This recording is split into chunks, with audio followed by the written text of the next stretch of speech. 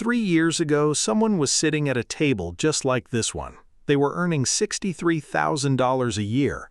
They'd been earning above $50,000 for 6 years running, but they had nothing to show for it. That same week, they came across an article about a Japanese woman who had written a book on a budgeting system used in Japanese households for over a century. What made the article interesting wasn't the system itself, it was a detail buried inside it. The fact that these financial habits had been passed down across generations, from grandmother to mother, from mother to daughter. For generations, families had built on their wealth using these simple but remarkably effective principles. Principles that felt almost insultingly simple compared to the complex financial advice they had been consuming on YouTube and Instagram. And today, as a wallet, I want to tell you a little about some of those simple principles. I've been carried in people's pockets for years, and here's what I've observed. Japan's relationship with money is the exact opposite of America's. In America, spending is celebrated. New car, new house, new wardrobe. Congratulations! Wealth is visible, displayed, shared. In Japan, wealth is concealed. Showing it off is considered tasteless. Financial restraint isn't a sacrifice, it's a value, something to be respected and preserved.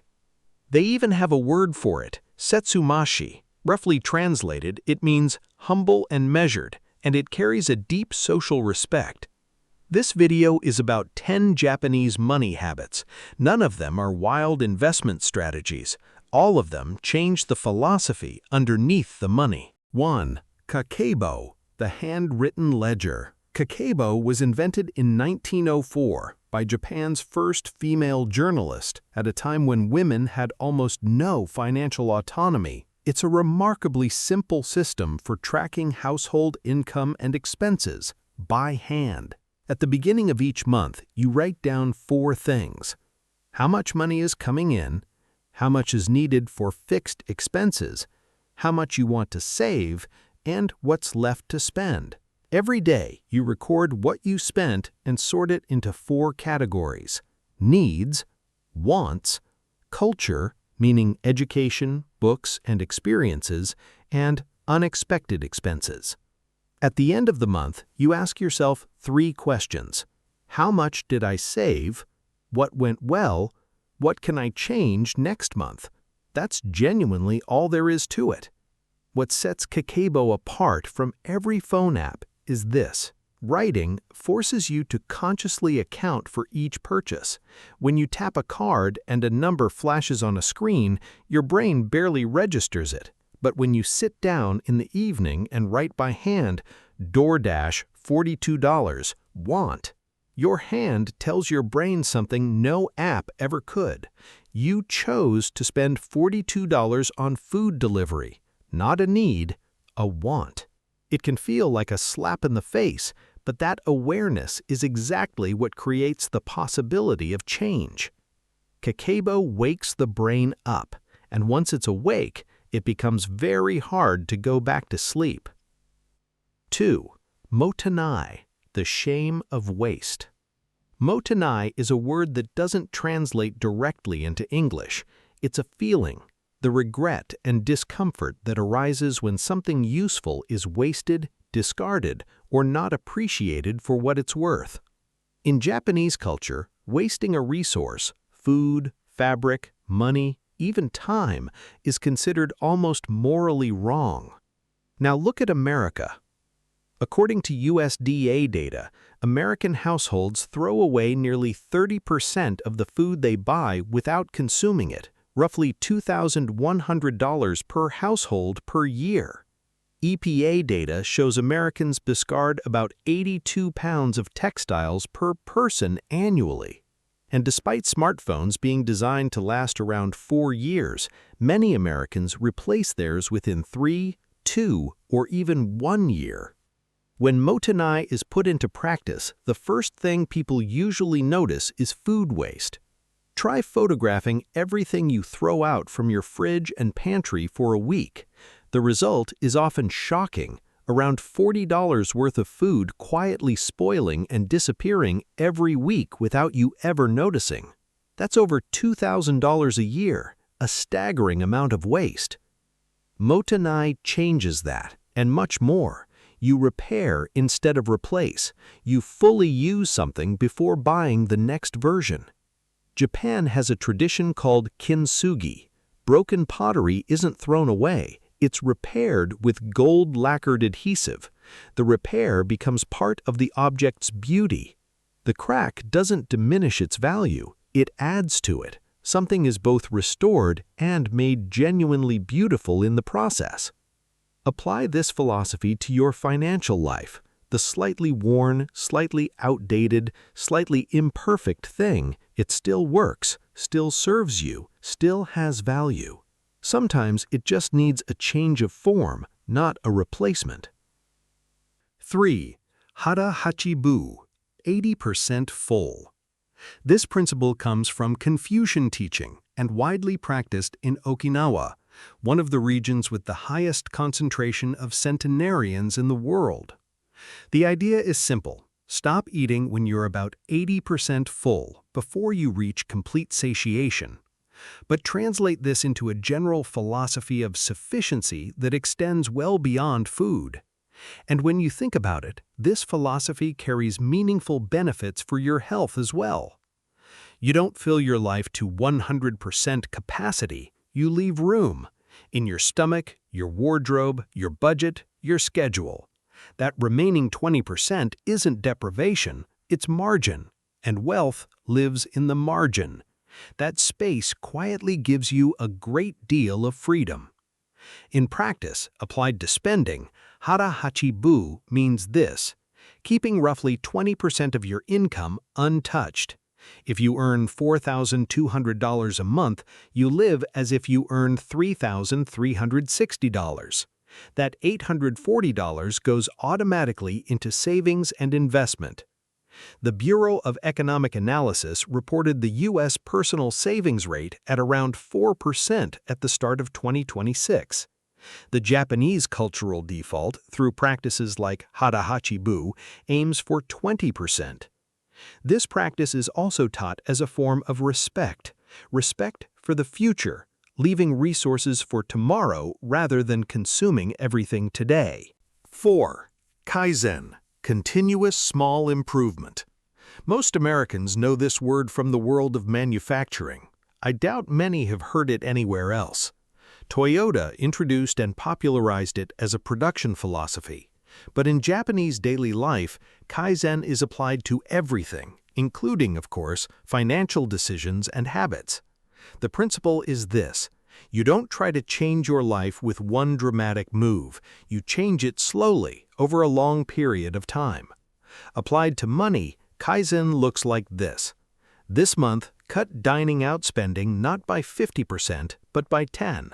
Next month, increase your retirement contribution by 1%. After that, cancel one subscription. Then reconsider what one of your bills is actually costing you. Then swap one name brand product for a cheaper alternative.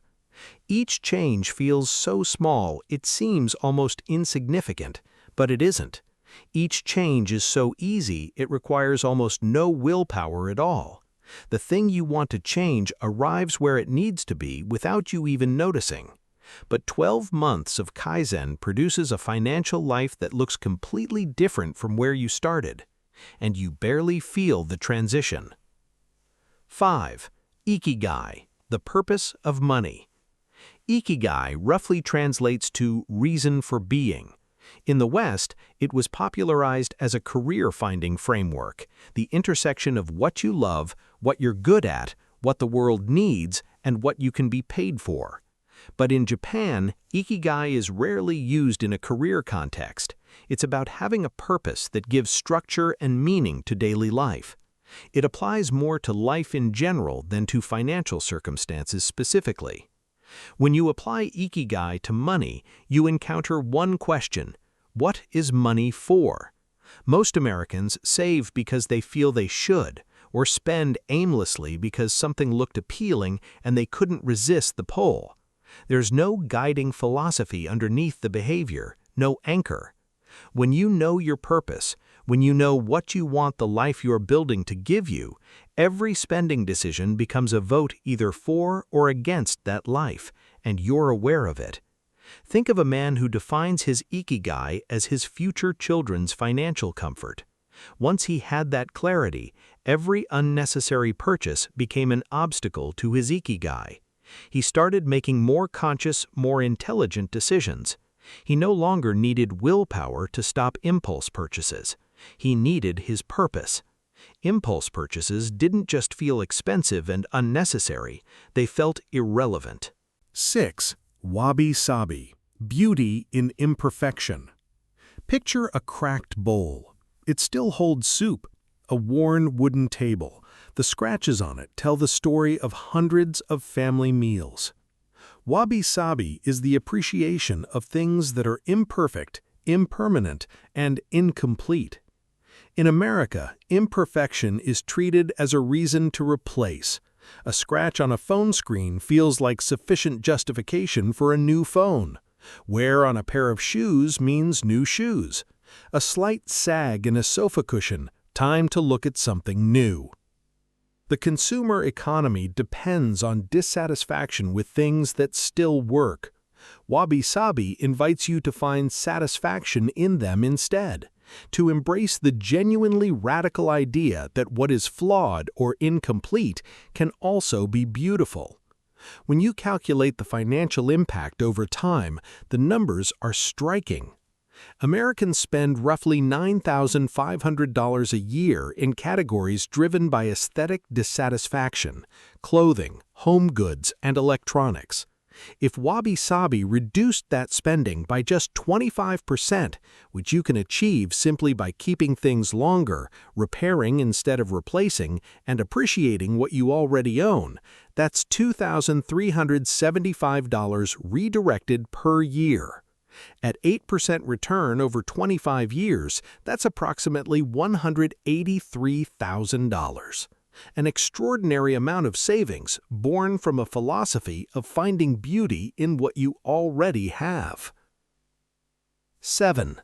Osoji, the annual deep clean. In Japan, osoji is a traditional ritual performed at the end of each year. Families deep clean the entire house, let go of what no longer serves them, and enter the new year with physical and mental clarity. Applied to finances, osoji becomes an annual financial reset. Once a year, ideally in December or January, you conduct a full audit of your financial life. Every subscription, every recurring charge, every insurance policy, every investment allocation, every debt balance, every automatic payment. You review it all. You cancel what no longer serves you, you reduce what can be reduced, and examine every single usage. Someone doing their first financial osoji typically discovers this: $300 to $400 a month has been flowing out toward completely forgotten or no longer needed charges. $3,000 to $5,000 a year, quietly draining from their account. When you see the full total, it adds up to a significant sum. 8. Chokin, save first. The paycheck hits the account. Immediately after, an automatic transfer goes to the investment fund. My owner never saw that money sitting in his account, and that was exactly the point. Chokin literally means savings, but in Japanese financial culture, it represents a specific habit. You save first, then spend, not with whatever happens to be left at the end of the month. When money enters your account, the first thing that happens is that a portion of it goes directly into a savings or investment vehicle. Spending happens with what remains.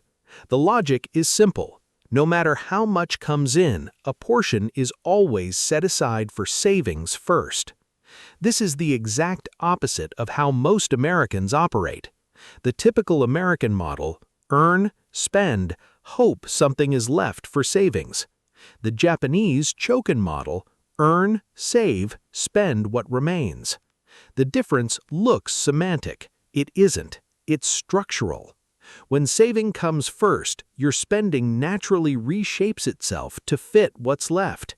When saving comes last, expenses expand to fill everything available. Chokin breaks this cycle by reducing available income before spending ever begins. 9. Shinrin-yoku, living for free. Shinrin-yoku means forest bathing, spending quiet, contemplative time in nature as a form of stress reduction and mental renewal. It costs nothing. The broader principle it represents is this: intentionally building your leisure time, social life, and rest around activities that require no money at all. In America, entertainment and spending are nearly synonymous. Going out, weekend trips, shopping, all framed as leisure. The average American household spends roughly $3,000 a year on entertainment. But according to this principle, you don't need to spend money to feel renewed, entertained, or at peace. Spending time in nature, with yourself, or with the people you love, you can experience all of those positive feelings without opening your wallet. Japan offers a fundamentally different model. Walks, cooking together at home, reading, gardening, visits to the park, tea ceremonies at home. The richest moments of daily life happen without any transaction at all. When you start building your weekends around free activities, parks, cooking with friends at home, library visits, long walks, entertainment spending drops dramatically, and the quality of your weekends actually improves because you stop associating enjoyment with consumption and start associating it with presence. 10. Hansei, honest self-reflection. This is the final habit, and the one that holds all the others together. Hansei is the Japanese practice of sincere, rigorous self-reflection. Not self-criticism, not guilt, an honest examination of what you did, what went well, what didn't, what could have been done differently, and what should change going forward. The goal isn't to judge yourself or blame yourself. The goal is simply to see things as they actually are. In Japanese schools, children practice Hansei. It's woven into the culture. You don't reflect because you failed. You reflect because reflection is the path to growth. Applied to finances, Hansei becomes the monthly review that closes the Kakeibo loop. You sit down in front of your ledger, look at what you spent and what you saved, and ask yourself 3 questions, without judgment. Did I meet my savings target? Which purchases genuinely added value? What would I do differently next month? This habit, this 10-minute honest financial reflection, is the most important habit on the list, because it's the mechanism through which all the other habits improve. Without Hansei, habits stay flat. With Hansei, they compound. Closing. The same kitchen table, but this time no shopping bags. In front of my owner, a simple notebook, a pen, a cup of tea. Writing something. I'm sitting on the table, quite full, watching him.